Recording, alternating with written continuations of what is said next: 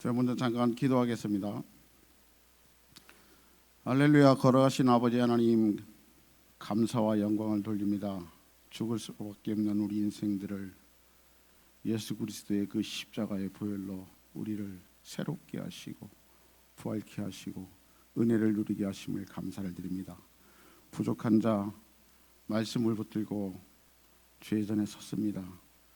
여호와께서 부족한 자의 입술을 제단 숯불로 정결하게 해주시고 듣는 이들의 가슴 속에 한량없는 은혜로 넘치게 채워 주시옵소서.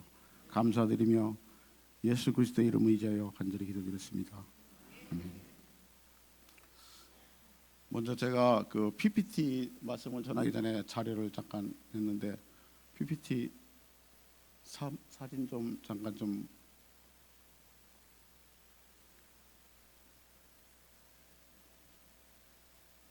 예.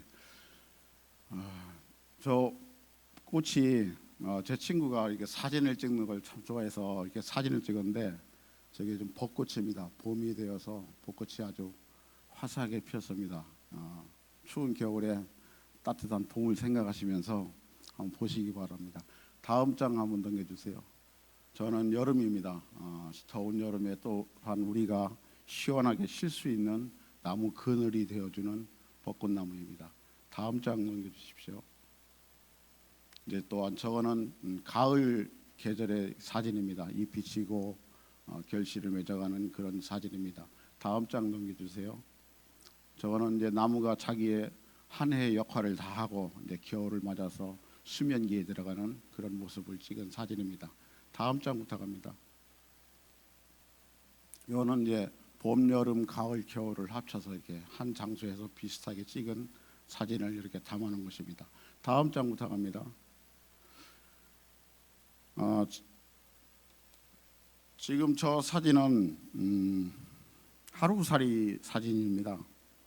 제가 왜 앞에 사진을 봄, 여름, 가을 해가지고 벚꽃을 보여드리고 하루살이를 보여드렸냐면 하루살이와 같은 짧은 인생을 사는 이들 아니면 하루살이에게 저 부분을 봄, 여름, 가을, 겨울을 설명하면 과연 이해할 수 있을까요? 우리 이 땅의 사람도 잠시 왔다가는 불과 사람에 따라 다르겠지만 정말 하루살이처럼 하루 이틀 1년 2년 잠깐 이 땅에 왔다 갔다면 과연 우리가 보고 있는 우리는 보면 봄, 여름, 가을, 겨울 꽃이 피고 잎이 무성하고 낙엽이 지고 다시 겨울이 되고 이걸 이해할 수 있을까요? 이 말씀을 들은 이유는 저 하루살이와 우리 사람들의 간격이 그만큼 크다는 겁니다. 제가 왜 이 말씀을 드리냐면 하물며 이 땅에 이 지구상에 살아가는 우리 하나님의 창조물인 우리 존재 자체도 이렇게 그 짧은 삶 속에서 어떤 사람은 일생을 1년, 어떤 사람은 80년, 어떤 이는 100년을 살아가지만 이런 것들을 다 이해할 수 없다는 겁니다. 그렇지만 더 놀라운 것은 이 하루살이와 우리가 일평생을 살아가는 사람들의 간격이 하나님과 우리 인생의 간격과는 더 비교할 수 없을 만큼 끝이 없고 방대하다는 것을 우리가 알아야 된다는 겁니다. 왜 그러냐면 이 땅의 모든 만물들은 하나님께서 창조하신 것이고 우리는 그 안에 피조물이라는 것을 우리가 인정할 때 우리가 오늘 말씀하고 있는 이 본문을 기억하고 바라보고자 하는 마음에서 제가 이 사진을 이렇게 소개했던 것입니다. 먼저 이 하루살이는 많은 시인들이나 소설가들이 덧없이 이 땅에서 살아가는 어떤 짧은 인생을 표현할 때 이런 표현들을 하루살이라는 표현을 많이 씁니다. 즉 뭐냐면 우리 역시도 하나님 앞에 우리가 정말 그런 존재를 인정하고 그 존재를 인정하는 그 속에서 우리가 가져야 될 게 가장 중요한 것이 성경 창세기부터 요한계시록까지 똑같은 말씀을 하고 있습니다. 바로 그것이 믿음이라는 것입니다. 오늘 본문을 한번 보도록 하겠습니다. 오늘 본문을 보면 예수님께서 예루살렘에 들어가시는 과정에서 들어가시면서 무화과나무 사건이 있었습니다.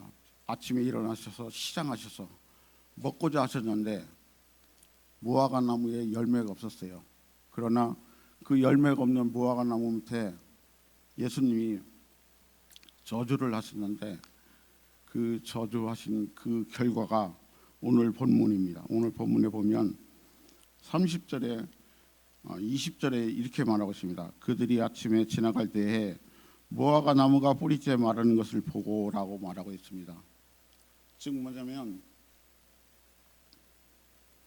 무화과 나무가 뿌리째 말라 있었는데 이 제자 베드로가 무화과 나무가 말라 있는 이 모습을 보고 예수님에게 말씀했어요. 예수님, 저 무화과 나무가 정말 뿌리째 말랐습니다 라고 얘기했습니다. 그런데 그에 반응하는 예수님의 말씀은 전혀 다른 말씀을 하십니다. 뭐라고 말씀하시냐면 오늘 본문에 이렇게 얘기합니다. 22절에 보면 믿으라 이렇게 말씀하십니다. 그리고 24절에 보면 기도하라라고 말씀하고 있습니다. 그리고 또한 25절에 보면 용서하라라고 말씀하고 계십니다. 그런데 이 세 가지 중에 이 세 가지는 거의 같은 한 문맥을 이루고 있습니다. 그러나 오늘 그 중에서도 이 믿음에 대해서 잠시 여러분들과 말씀을 나누고 싶습니다. 이 예수님께서 말씀을 하실 때 믿음을 이야기하시는데 산을 옮기는 믿음이라고 말씀하십니다. 그런데 우리가 상식적으로 이야기할 때 우리 한국 사회에서 우리는 봄, 여름, 가을, 겨울 순환적 계절을 살아가는 우리에게 예를 들어서 한라산이 있는데 한라산을 놓고 우리 하천교회 이 많은 성도분들이 열심으로 1년 동안 기도하면 한라산이 다른 데로 옮겨질 수 있을까요? 혹시 그렇게 생각하시는 분이 있습니까? 여기에서 말씀하는 믿음은 그런 믿음이 아니라는 것입니다. 이 믿음이라는 것은 구약에서 우리가 이야기하고 있는 믿음을 한번 거슬러 올라가서 이야기를 해봐야 되는 것입니다. 왜 그러냐면 구약은 신약을 이해하는 법륜이고 또한 기초서이기 때문입니다. 그래서 이 구약에 예수님께서 산을 옮기는 믿음이라고 말씀하신 이거를 보면 마태복음 17장 20절에는 보면 겨자씨 하나일 만한 믿음이라고 말씀하고 있습니다. 그리고 고린도전서 13장 2절에 보면 산을 옮기는 믿음이라고 말씀하고 계십니다. 그런데 이 산을 옮긴다는 믿음이 무엇이냐? 우리나라에서는 예를 들어서 한라산은 아까 좀 전에 제가 말씀드린 것처럼 여러 사람이 합심으로 투기를 다해서 기도한다고 한라산이 옮겨지지는 않습니다. 그러나 이 말씀을 배경으로 하는 중동 지역에는 어떻습니까? 거기는 대부분이 모래산이 많습니다. 모래산은 사람을 죽이기도 하지만 때로는 평지가 산도 되고 때로는 산이 평지도 되는 그런 현상들이 나타나는, 그래서 그 중동 지역의 사람들은 그 상황을 이야기할 때 그 모래 바람에 의해서 움직여지는 그 산들이 도무지 사람이 할 수 없는 것을 표현할 때 산을 옮기는 믿음이라는 표현을 사용했던 것입니다. 그래서 이 구약에는 믿음이라는 것을 표현하는 가장 그 중심에 서 있는 여러 단어 중에 하나가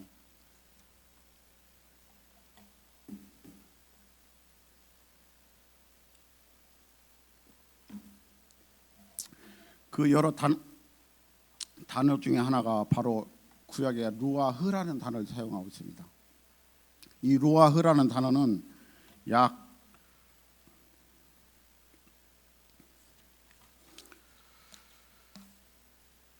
구약에서 루아흐라는 단어는 378회를 사용했습니다. 즉 뭐냐면 사람이 이것은 내 힘으로 할 수 없는 것이야. 이건 이건 도저히 우리 사람이 할 수 없는 일이야 라는 표현을 할 때 루아흐라는 단어를 사용했다는 것입니다. 그래서 구약의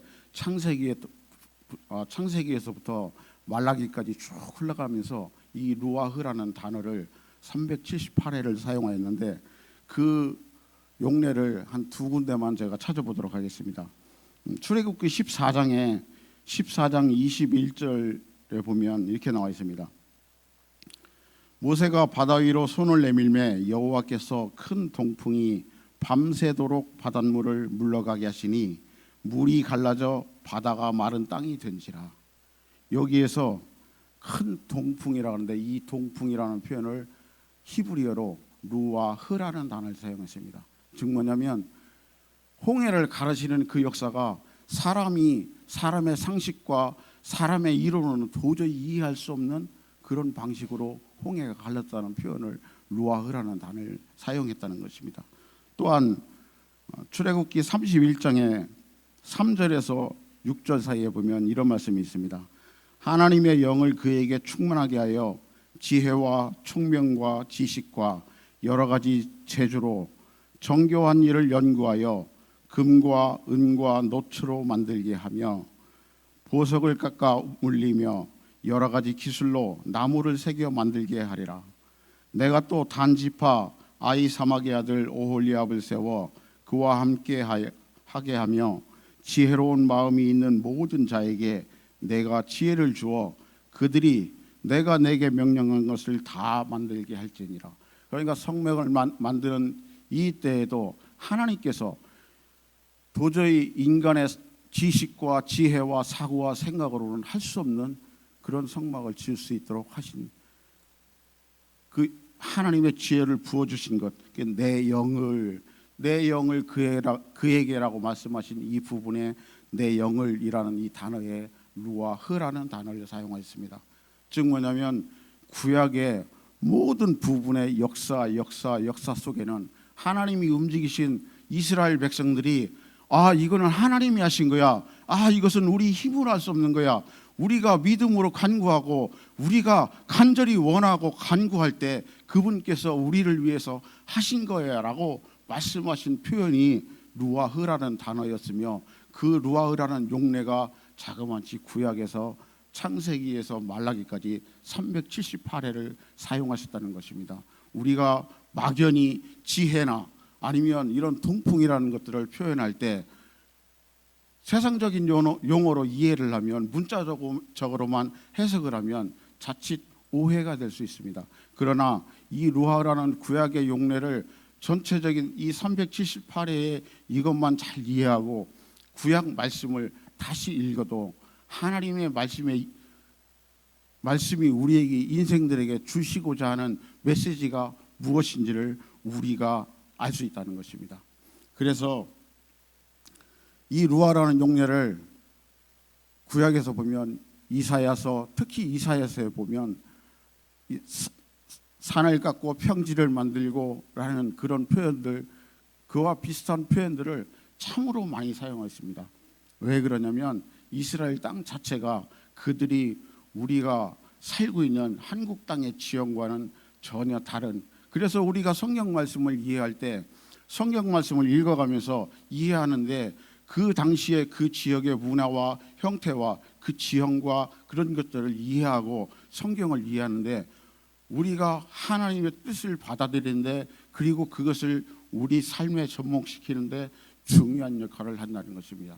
그래서 많은 목회자분들이나 많은 가르치는 분들이 뭐라고 말씀하십니까? 하나님의 말씀을 읽어야 됩니다. 그리고 기도해야 됩니다라고 말씀하는 겁니다. 왜 그럴까요? 하나님의 말씀을 읽고 그 말씀을 우리가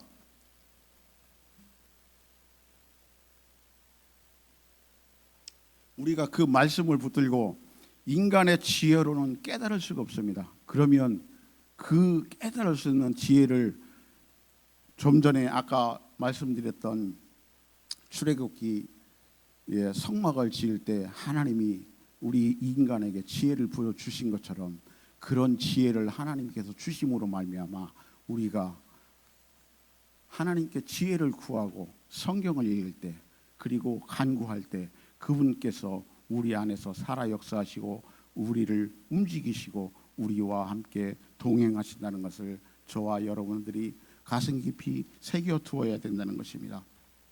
즉 이 이야기는 뭐냐면 이 말씀을 통해서 우리가 기억해야 되는 것이 있습니다.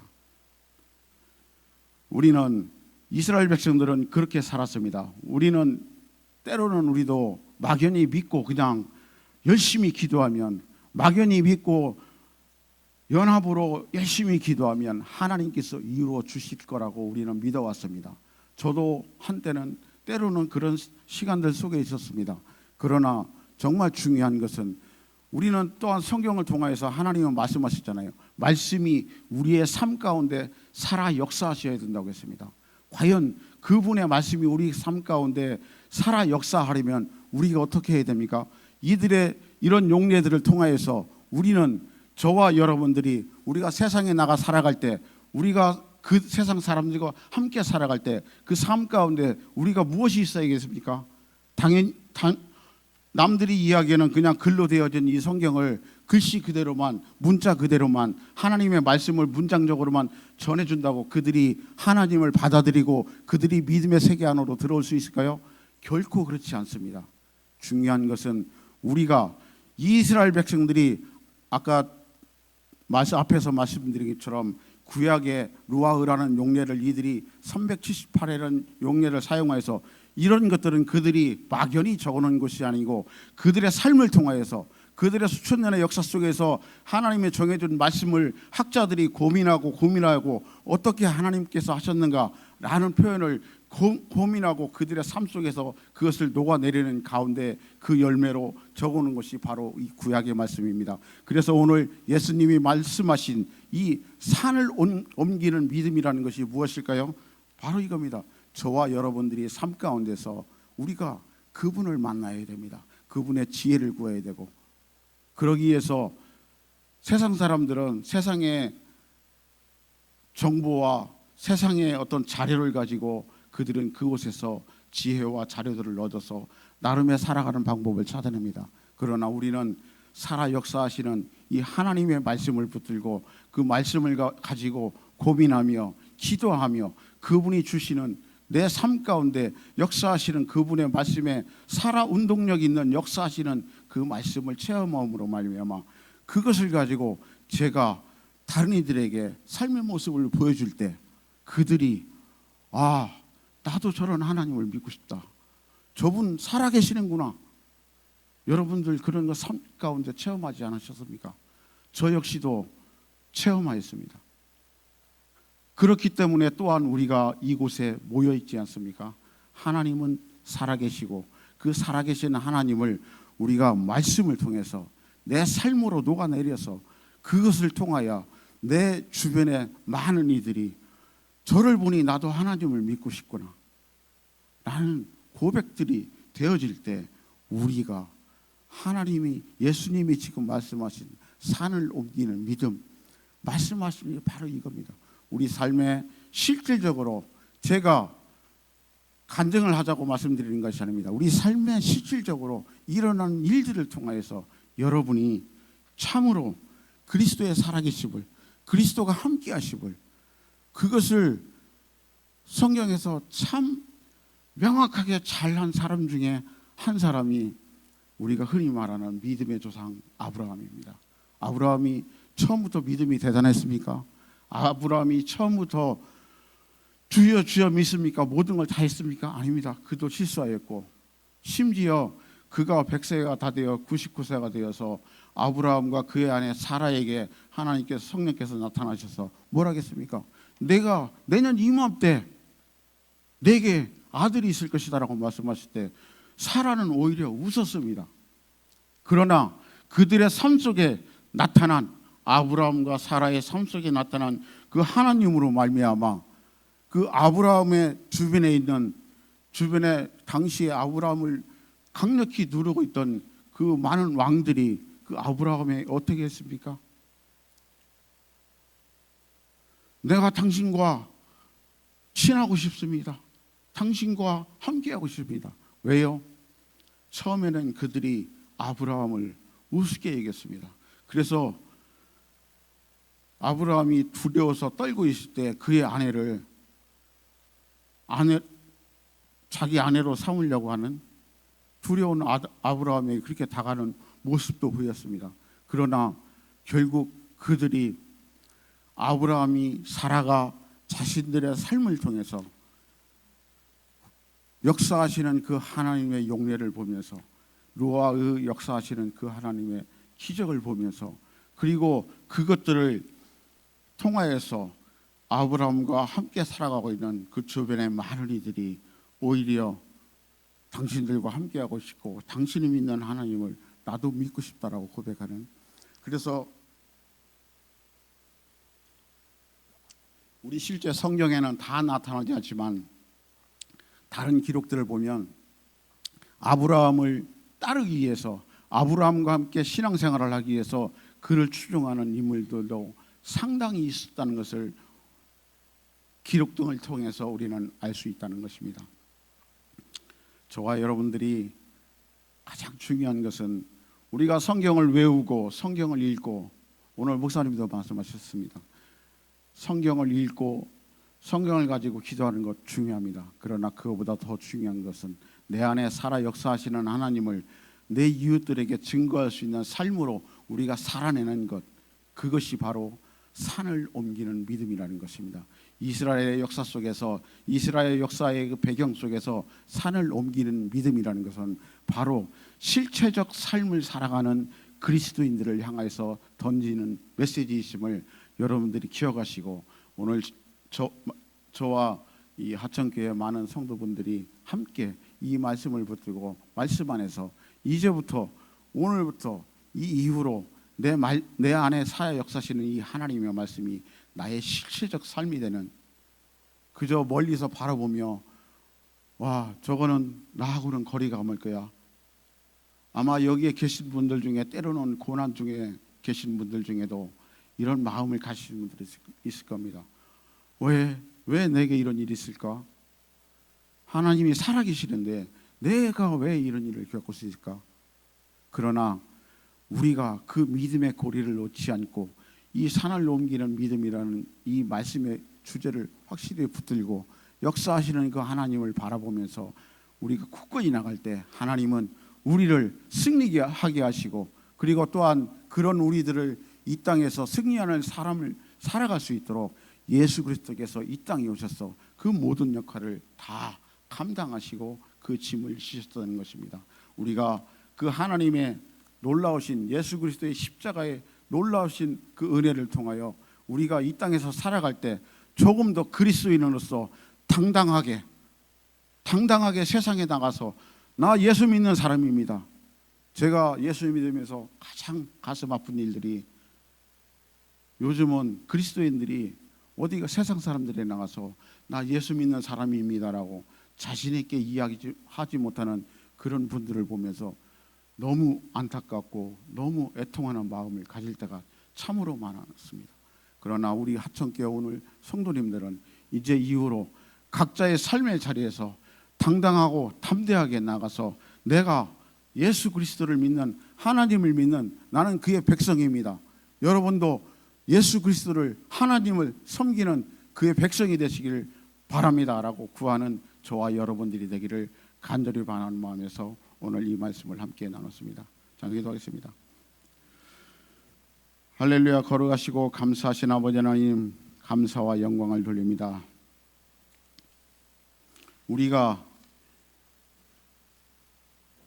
믿음을 가지고 살아갈 때 우리의 믿음이 입술로만 고백하는 믿음이 아니고 우리의 삶의 실체가 이루어지는 산을 옮기는 그런 믿음에 우리 하천교회 온 성도가 지체가 공동체가 될 수 있도록 도우시고 인도하여 주시옵소서. 감사드리며 살아계신 예수 그리스도의 이름 의지하여 간절히 기도드렸습니다. 아멘.